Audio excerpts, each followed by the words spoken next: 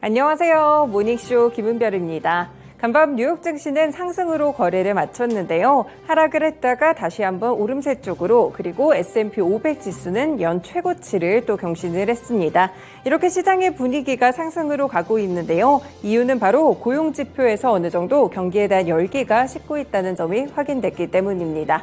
이제 시장에 다시 한번 관심을 가지는 부분들은 다음 주에 있을 FOMC겠죠. FOMC에서 금리 동결이 나오게 될지, 혹은 베이비 스텝 예상을 깨고 0.25%포인트를 인상하게 될지, 혹은 그리고 그 다음번의 행보는 어떻게 될지, 이 세 가지를 함께 주목하고 있습니다.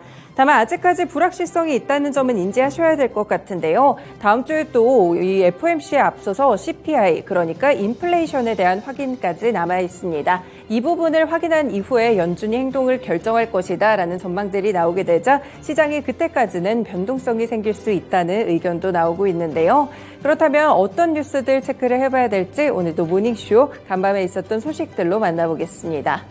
네, 첫 번째 소식은요. 말씀드린 대로 고용 열기가 식고 있다는 지표들이 확인이 됐습니다. 지금 매주 신규 실업수당 청구 건수가 미국에서는 발표가 되고 있는데요. 네, 이번 건은 전주 대비 2만 8천 건 증가를 했고요. 26만 1천 건을 기록하게 되면서 21개월 만에 최고치로 올라서는 모습이었습니다.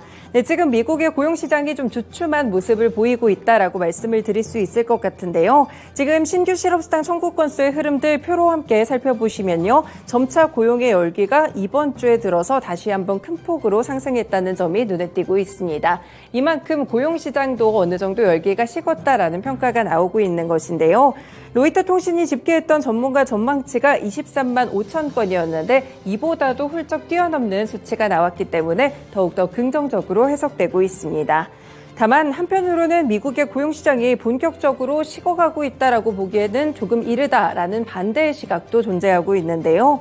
지난 2일에 노동부가 발표했던 5월 고용 상황 보고서에 따르면 지난달 비농업 일자리가 33만 9천 개나 증가를 했습니다.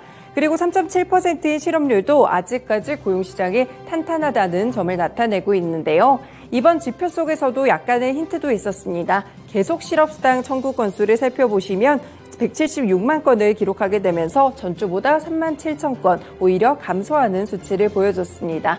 일단 이번 주 수치만 놓고 본다면 약간 고용시장의 열기가 식지 않을까, 여기에 무게가 실리고 있는데요. 반대 시각도 있기 때문에 일단 경기의 흐름을 살펴보시는 데는 조금 더 신중하셔야겠습니다. 두 번째 소식 가보겠습니다. 유로존 역시나 계속해서 경기가 좀 저성장 국면으로 가고 있는데요. 이번에 실업률이 상당히 좀 낮은 그런 모습들이 나타나고 있고요. 인플레이션은 내려왔습니다. 그런데 기술적 성격으로 지금 이번에 침체가 좀 나타나고 있는데요. 이번에 보시면 2분기 연속 역성장을 기록했습니다. 1분기 GDP 규모가 직전 분기보다 0.1% 줄어들었다고 유로스탯이 수정해서 발표를 했는데요. 한 달 전에 속보치 발표를 보시면 1분기 경제 성장률이 플러스 0.1%였습니다. 그래서 지난 4분기에 마이너스 성장이 한 번 있었기 때문에 이번에 플러스로 성장이 된다면 괜찮은 것이었는데요. 그런데 이번에 마이너스 수치가 발표가 되면서 사실상 기술적으로는 경기 침체에 들어갔다고 분석이 나오고 있습니다. 하지만 일단 여기 보시는 대로 실업률이 4월에 6.5%를 기록하면서 유로존 기준으로 아직까지는 매우 낮고요. 인플레이션 역시나 7%에서 이 5월에 6.1%로 내려왔기 때문에 침체는 기술적인 성격에 그칠 것이다라는 분석들도 나오고 있습니다. 국가별로 보시면 아일랜드 성장률이 다국적 기업 부진으로 마이너스 4.6%를 기록하면서 가장 저조했고요. 그리고 제조업의 또 중심이죠. 독일은 마이너스 0.5%, 그리고 마이너스 0.3% 연속 역성장을 하게 되면서 침체에 들어간 상태입니다. 지난해에는 3.5% 정도 성장했던 유로존이 올해는 0.8% 성장에 그칠 것으로 IMF는 보고 있고요. 유로존 역시나 15일 정책 회동이 있기 때문에 8차 연속, 8번 연속 금리를 인상할 것으로 보이고 있습니다. 마지막으로 개별 종목에 대한 소식도 보겠습니다. 테슬라 무려 10거래일째 상승 랠리를 이어가고 있는데요. 이번에 스페인에 공장을 건설할 수도 있다라는 보도들이 나왔습니다.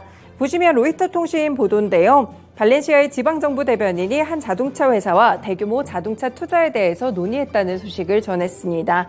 다만 어느 회사인지 구체적인 내용은 협상의 기밀성을 이유로 언급하지 않았는데요.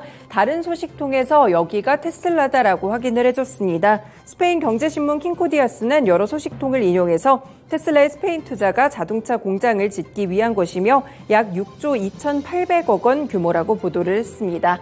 관련해서 테슬라는 논평에 답변을 내놓지는 않은 상태인데요. 지금 스페인의 경우에는 업체들의 배터리와 전기차 생산시설 투자를 유인하기 위해서 유럽연합의 코로나19 회복기금을 활용하고 있습니다. 이유는 내연기관 자동차를 단계적으로 퇴출한다는 계획을 갖고 있기도 한데요. 테슬라가 유럽에서 유일하게 공장을 갖고 있는 쪽이 바로 독일입니다. 독일 브란덴부르크에 공장을 두고 있는데요.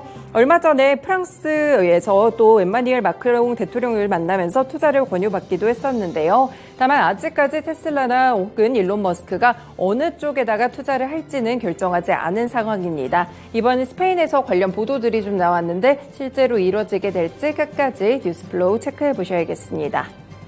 네, 이렇게 간밤에 있었던 소식들 3가지 브리핑해드렸습니다. 모닝쇼 본격적으로 출발합니다.